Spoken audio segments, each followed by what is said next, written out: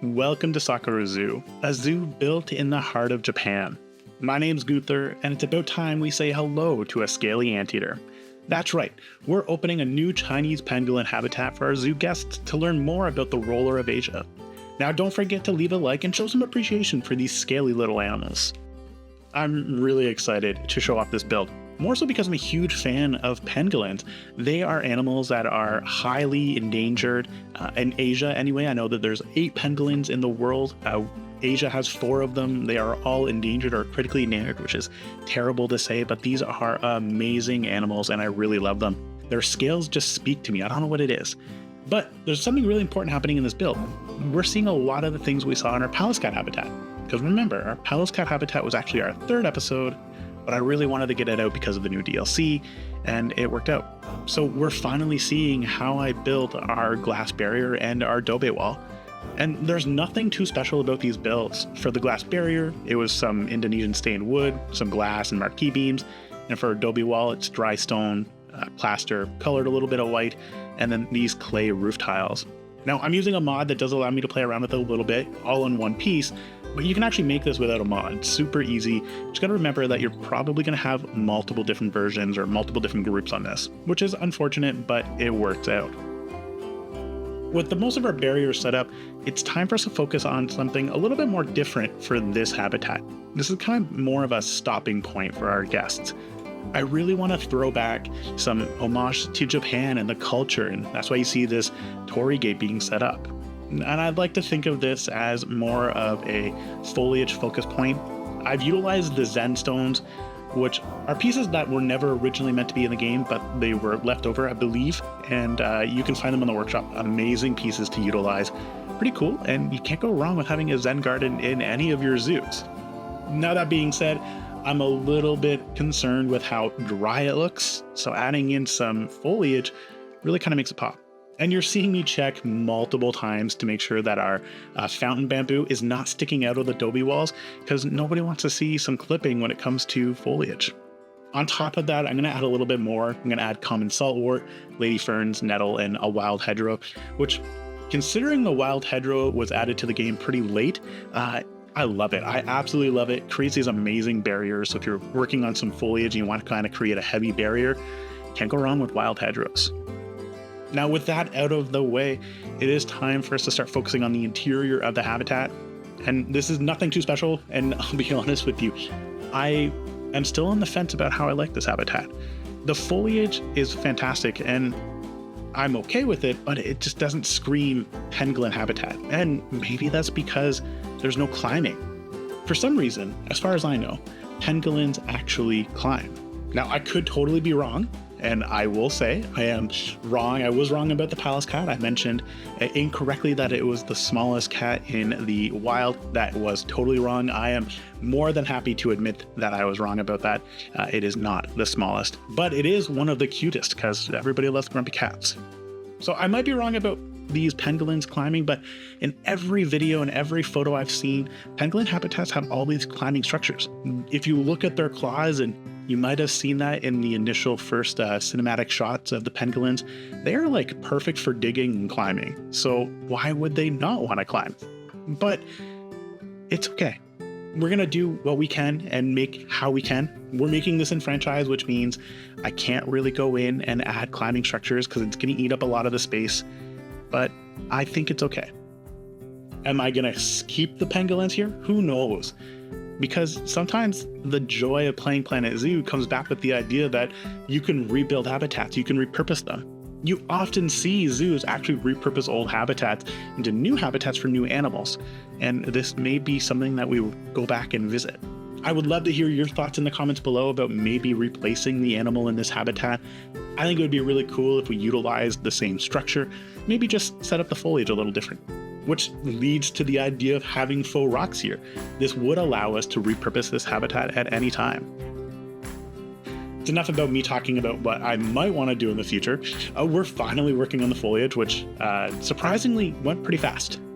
I placed a Himalayan birch tree, which huge fan of these birch trees. They're so unique.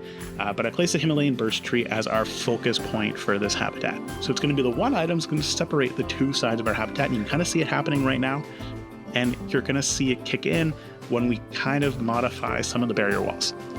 On top of that, we're going to add in wild hedgerow, surprise, surprise, nettle, red oak grass, and just to get a flavor of a little bit of red in there, some Siberian pea shrubs, which I love how they look. I realize that this habitat is not maybe ideal for pangolins because they like more dirty, like dirt and less grass. But the way I like to think about it realistically from a zoo perspective, you're probably not going to have a desert habitat in the center of your zoo, which is in a temperate climate. It'd be very hard to maintain that. So instead, we're going with a more green environment with some dirt thrown in. And it kind of gives us a little bit of leeway when it comes to creating this habitat. But on top of that, I throw in some Dorine grass because every habitat needs some Dorine grass. Added in more fountain bamboo because I really love bamboo. Some faux rocks, and you kind of seen this all happen. And then lastly, some strangler fig roots, which are amazing pieces to add in. It helps to break up your really flat floors. And just like that, we're finished the interior of the habitat. We'll do a little bit of extra work off camera, but we're mostly done. Now, I did mention earlier, I was going to keep the barrier that I originally had here. I like the idea of barriers where you can reach in, but I also don't want our guests to reach in and pet the pangolin if nobody's watching. So instead, I'm going to replace it with a full glass wall. And I'm shocked in the sense that this fits so perfectly, considering I added it in after the fact. And for that added bit of realism, a metal barrier sunk in a little bit kind of gives the idea of a kicker bar, so you're not going to have guests leaning up against the glass. Now, we're moving on to the building itself, and you've seen me build this before in our first episode, so nothing too special, with the exception of this half-quarter round piece. I don't know what made me decide to do this, but boy, am I glad I did. Creating these round circular objects and sticking them into the wall added so much additional detail to this building. It's probably my new favorite building that I've ever built. And who knows, maybe I'll place this on in the workshop because I love how this turned out. I was kind of worried that there was too much white, so adding in these black round pieces really sold the idea of creating a more realistic building, a more versatile, dynamic building. I really don't know the words I want to use to describe it, but I just loved how it turned out. And just like that, we are on the final portion of the build, which is the interior. And I'm going to show a lot of the interior because I love what I did here. Right off the bat, we're going to borrow some pieces from our first episode from our binturong habitat, which, if you don't know, in the latest update, binturongs now hang from their tails more frequently. Funny story, I waited like 2 hours to catch them hanging from their tail, and the only time that I had it on camera was when I wasn't paying attention. Frustrating, but if you're really in love with binturongs, you might actually see them hanging from their tails more often. But getting back to this backstage area, I am building a table. Which I get it. Tables, you're like, what's so special about a table? But in a lot of the photos that I look of backstage areas for zoos, they have these really cool, really large prep tables. I guess that's the best word to describe this. So I'm trying to make my own, which super easy. Marquee beams for the poles, and for the tabletop, we're utilizing the New World decorative pieces because it gives you that idea of a very clinical, clean environment. And then just tons of boxes, tons of fruit, because this is really going to be the one area where we're going to prep. And I realize that pangolins are like, they're anteaters. They eat ants, they eat insects. So they're not going to eat fruit. But I like the idea. And maybe we can sub the fruit out later for some insects. Yeah, I'd be a huge fan of seeing Planet Zoo add in mealworms. I think that would be pretty cool. Now, one of the first things that I kind of built with my own inspiration, which means that I didn't really look into it, I kind of tried a few things out, was this knife. Trying a few different techniques to do this. The chopping board's super easy. It's just like one of the pieces from the shop pack placed upside down. Kind of gives you like a multicolored chopping board. But then utilizing the shovel and then adding in one of the brackets kind of gave me this knife idea. So that almost as if we're cutting that watermelon that the Chinese pangolin's not going to eat. But I love the idea. I love the way it looked. And it kind of gave that idea that it's a kitchen. Now, don't get me wrong. I realize the blade is upside down. Definitely not good from a health and safety perspective. I just like how it looked. Now, on top of that, adding in some garbage cans and some recycling because we are green. We want to make sure that we're focusing on conservation. So while we can throw everything out, we actually want to recycle as much as we can. And we have a lot of boxes back here. So it just adds that little bit of added detail for realism. And then finally, some additional pieces that we would normally find in the habitat, some toys, things like that. So why did I choose the Chinese pangolin? I mentioned earlier, I'm a huge fan of these creatures. These animals are so amazing. And sadly, they're also critically endangered. So there's actually 8 subspecies of pangolin in the world, and we're going to focus on 4. We have the Chinese pangolin, which we're adding into the zoo, the Sunda pangolin, the Palawan pangolin, and the Indian pangolin. All of them are either endangered or critically endangered. And oftentimes, it's because of their scales and their meat. They're a delicacy in Asia. So adding them into our zoo and providing some areas where we can really focus on education as to why we don't want to do that is super important. And who doesn't love a scaly animal?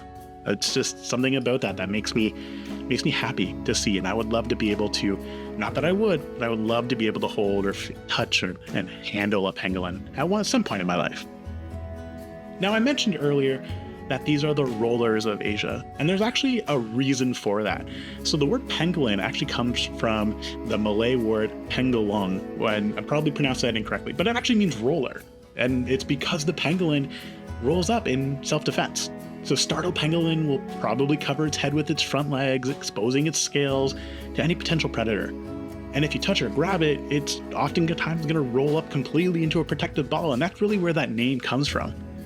And of course, I mentioned also, they're a scaly anteater, and it's because they prefer ants. It's really interesting. I love anteaters, I love pangolins. Maybe there's a theme going on here, who knows? We are almost at the end of the build, and we're almost done with the interior anyway. And you saw me earlier, and you've seen me do this before, but I sunk in one of the water bowls that are auto-refreshing. And part of the reason why is because we're working in franchise mode. Our staff don't necessarily travel around habitats very well, especially when you're utilizing faux rocks. And this one habitat piece for the water anyway, actually doesn't require any intervention from staff. So I've added a lot of them into the backstage areas because it hides it, but it's also kind of realistic because it would be like a regular drip feed process. Now, on top of that, I'm not a huge fan of seeing the floor and where it meets. Oftentimes, you're going to see some type of wood piece there that's going to marry the wall to the floor, which is a really weird word. I don't know why I use that one, but in this case, I'm using the wall trim. You're going to see me use this a lot in a lot of the builds because it just makes things look a little bit cleaner, which you can't go wrong with. I love clean things for some reason. Now, we did build a home for the Palace cat in our last episode, and I think it's time for us to check in to see how they're doing and how they're acclimatizing to their new home. So I'm excited to introduce you to Nebula and Zephyr. Both come from a wildlife center who have transferred them to Sakura Zoo for an educational tour. That means they're going to make their home here for the next few years as we focus on educating our guests on these wild cats. Now, this is where you come in, where you can help shape the story around our pangolins. So in the comments below, share how Sakura Zoo has become the home of these 2 new pangolins. And have fun. Plus, don't forget, share some name ideas as well for our 2 new guests. Now, we are finally on the exterior, so this is really, truly, I promise, the last portion of this build. More so because I had a lot of fun doing this and I actually added it in after the fact. I love building buildings for zoos. I have a lot of fun doing that, but I struggle with the exterior because they always look so empty, and oftentimes I'm left with a lot of empty space. And truthfully, you can only add so many windows before it looks like it's too much. So instead, in order to fill up a lot of the space, I'm adding in junction boxes and switches, and really the idea behind it is it's just giving the building a little bit of extra detail. And you can place this on the sides where your guests are not necessarily going to look, but it helps to add a little bit of flavor and character to your buildings. So if you're anything like me and you struggle with these, have fun, place some things down, you'd be surprised what you build. And tip, if you really want to know what you place on the exterior of a building, search for exterior. There's actually quite a few items that have exterior in the tags or the names, and it works fantastically. And on top of that, if you're a big fan of building buildings, just tune in for our next episode. We're going to be working on the entrance to Sakura Zoo, which is going to be a huge endeavor. We're going to have a lot of buildings that we're going to be working on, and I'm really excited to show it off. And if you're looking for even more sneak peeks and early looks at builds, think about heading over to the Discord and you can join it. It's super easy to do so, and there's no pressure, but if you want to get sneak peeks and help to shape Sakura Zoo, you're always welcome to join. And I want to give a shout out to Simply Zoological, who would help to actually shape a portion of the Palace Cat build. Totally forgot to drop her name in the last episode, And I really just think you guys should go check out some of her builds. They are absolutely amazing, and I've hopefully linked it correctly in this video. And that's about it. That's all I have for you guys today. Thank you so much for joining in. Now remember a few things. If you love Chinese pangolins, make sure you hit that like button. If you want to shape the zoo, share a story about how these pangolins came to Sakura Zoo, and don't forget to share some names. And lastly, if you're feeling up to it, think about subscribing. Definitely helps me to grow the channel, lets me know I'm doing the right thing. But again, and as always, there's no pressure to do so. Otherwise, once again, I just want to say thank you so much. And as always, ciao for now.